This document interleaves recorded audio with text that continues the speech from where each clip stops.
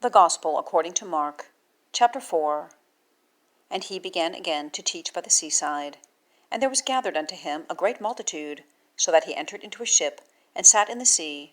And the whole multitude was by the sea on the land. And he taught them many things by parables, and said unto them in his doctrine, Hearken, behold, there went out a sower to sow.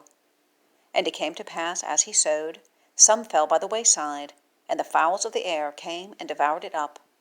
And some fell on stony ground, where it had not much earth, and immediately it sprang up, because it had no depth of earth.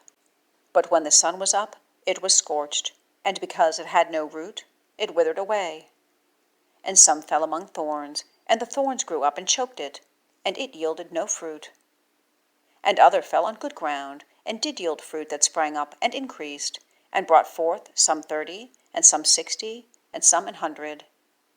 And he saith unto them, He that hath ears to hear, let him hear. And when he was alone, they that were about him with the 12 asked of him the parable. And he said unto them, Unto you it is given to know the mystery of the kingdom of God, but unto them that are without, all these things are done in parables, that seeing they may see, and not perceive, and hearing they may hear, and not understand, lest at any time they should be converted, and their sins should be forgiven them. And he said unto them, Know ye not this parable? And how then will ye know all parables? The sower soweth the word, and these are they by the wayside, where the word is sown. But when they have heard, Satan cometh immediately, and taketh away the word that was sown in their hearts. And these are they likewise which are sown on stony ground, who, when they have heard the word, immediately receive it with gladness, and have no root in themselves, and so endure but for a time. Afterward, when affliction or persecution ariseth for the word's sake, immediately they are offended. And these are they which are sown among thorns, such as hear the word, and the cares of this world, and the deceitfulness of riches, and the lust of other things entering in, choke the word, and it becometh unfruitful. And these are they which are sown on good ground, such as hear the word, and receive it, and bring forth fruit, some 30-fold, some 60, and some 100. And he said unto them, Is a candle brought to be put under a bushel, or under a bed, and not to be set on a candlestick? For there is nothing hid, which shall not be manifested, neither was there anything kept secret, but that it should come abroad. If any man hath ears to hear, let him hear.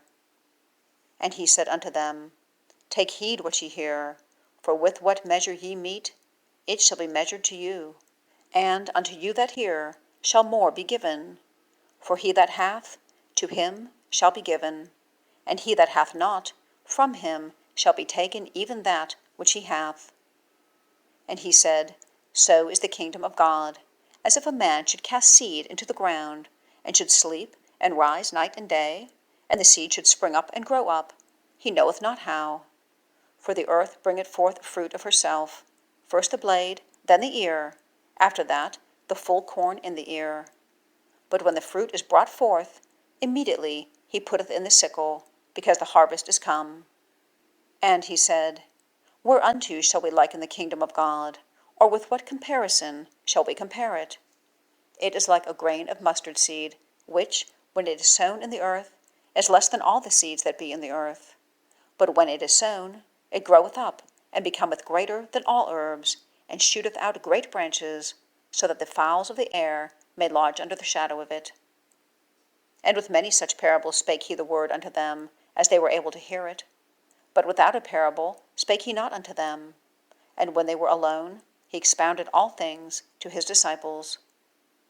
And the same day, when the even was come, he saith unto them, Let us pass over unto the other side. And when they had sent away the multitude, they took him even as he was in the ship. And there were also with him other little ships. And there arose a great storm of wind, and the waves beat into the ship, so that it was now full. And he was in the hinder part of the ship, asleep on a pillow. And they awake him, and say unto him, Master, carest thou not that we perish? And he arose, and rebuked the wind, and said unto the sea, Peace, be still. And the wind ceased, and there was a great calm. And he said unto them, Why are ye so fearful? How is it that ye have no faith? And they feared exceedingly, and said one to another, What manner of man is this, that even the wind and the sea obey him?